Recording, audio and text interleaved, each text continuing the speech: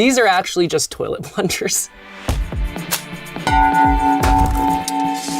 Meet Joanna Fang, Foley artist for PlayStation Studios and a master at sonically translating our world through works like God of War Ragnarok.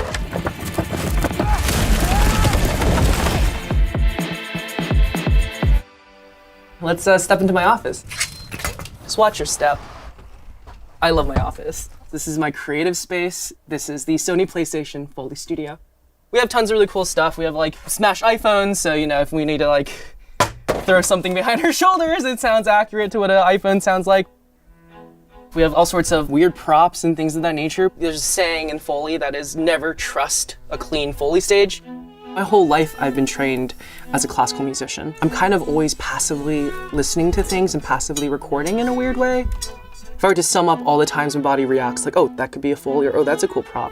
I think I'm thinking about Foley 13 hours a day to focus on all these other characters and literally to walk in their footsteps, to walk in their shoes. Everything else melts away. Like, you don't exist anymore. If you take this Indian pear knife and you pair it up with a torque wrench, you get the sound of like an assault rifle. You just kind of like shake it. Using lump charcoal for snow. It's got like all the cracking characteristics of ice. Pistol holster, add manicotti shells to it. You can get a really comprehensive bone break. Gory viscera sounds. We have to do our best to divorce where these props are from and where we could take them. Like, I can imagine this sitting on the back of a horse. Foley at its best is painting a scene with sound.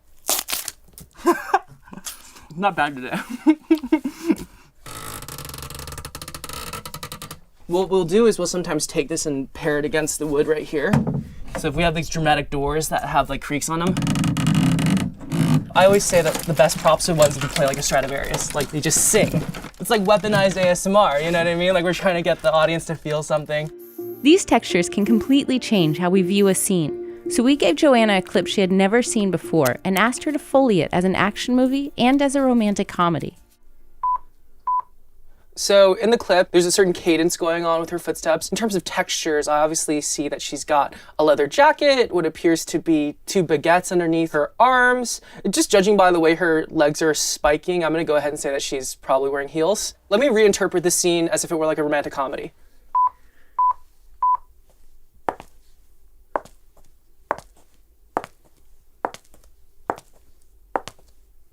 Her leather jacket, if it were a rom-com, probably wouldn't creak that much. It's just, regular leather jacket. We'll do the baguette first as if just normal baguette, right? So if this is a rom-com, she probably has these standard issue keys, maybe like a wallet or something. Okay, let's just be creative. Maybe she's an assassin and the baguettes are actually a cover. We have these heels, they're a little darker. Let's grit up the floor too, just a little bit, because heels kind of over-accentuate grit.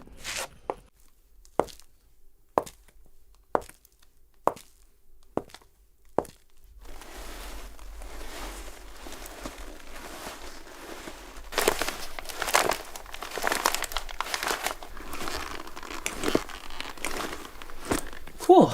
So these are now the same exact clip visually, but sonically we've adjusted the Foley to accommodate for 2 different types of genres.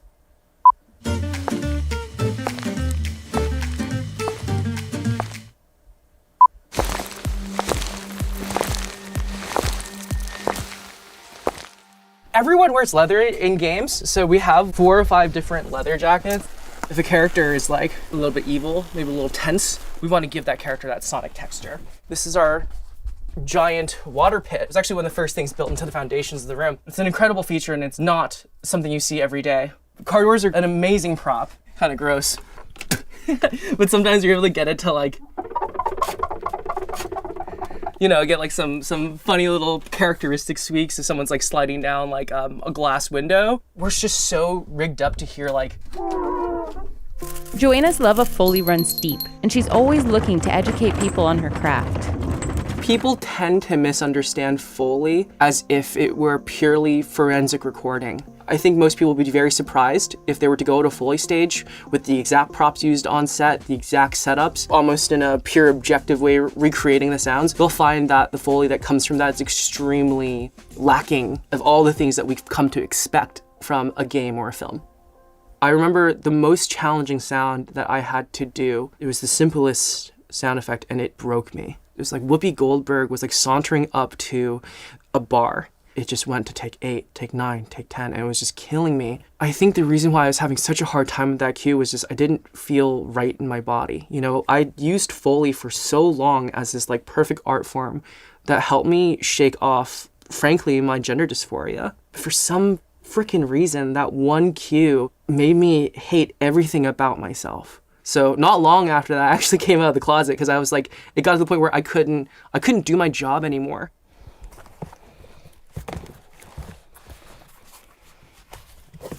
This is my entire array of shoes. Well, not really, this is a third of my shoe collection. Dress shoes, heavy boots, men's athletic wear, the squeakiest pairs of shoes you've ever heard in your life.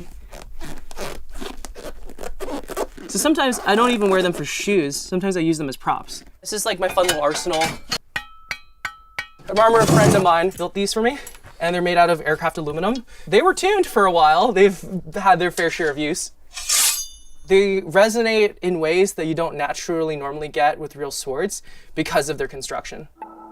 All of these props and tools can come together in creating a deep and layered scene. To demonstrate this, we've asked Joanna to recreate a segment of the barroom fight scene from God of War Ragnarok. One of the concepts in the scene that I really fell in love with was setting up and paying off this bouncer. Weapons aren't allowed inside. We'll have to check them. All right, Blake, can you cue me up for this sword off the back here? Here we go. Cool, ready. Can I just get a sweetener of the blades like zushing a little bit after she grabs it? And then Atreus here also gets his weapons.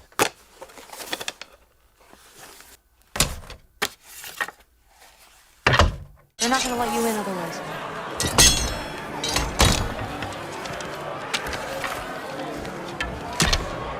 We finally get to the middle of the scene where all that setup pays off. Atreus, he's forced off the second story by the bouncer, and the bouncer grabs him and tries to get him to stop.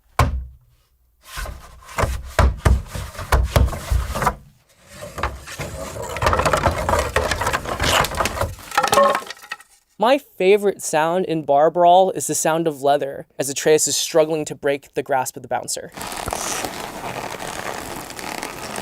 If Atreus doesn't hit that button enough, the character dies and it's game over. We got the strangulation sound of twisting leather and the clank of armor as the bouncer's trying to get him to hold still. We do have actual armor.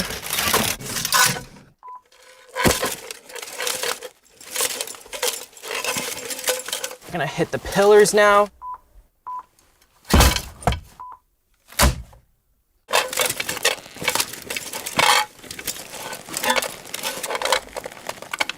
When you smash that button enough, Mjolnir, the hammer comes flinging through the air, crushes the guy's skull, and we go straight into picking up Thor and walking him out.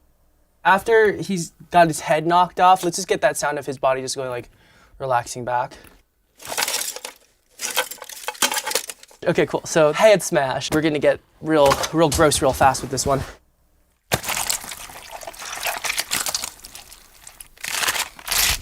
Manicotti shells, bone breaks. Come on, there it is. This is a axe blank that our friend Jeff provided the Foley stage. Blake's gonna record it and we're gonna reverse and flip it. It's gonna get processed and added with a bunch of different sounds and it's gonna make up Thor's hammer.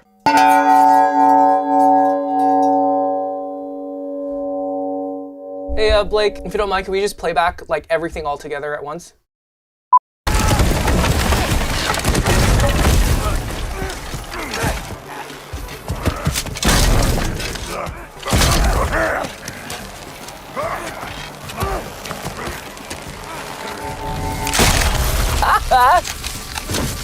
Awesome. On a sequence as complicated as Bar Brawl, we're creating over 1,000 assets easy. If you can imagine, moments like these happen throughout the entire game. Folding a game takes months and months and months because of the sheer density, attention to detail, and contextual storytelling that we have to do on the Foley stage.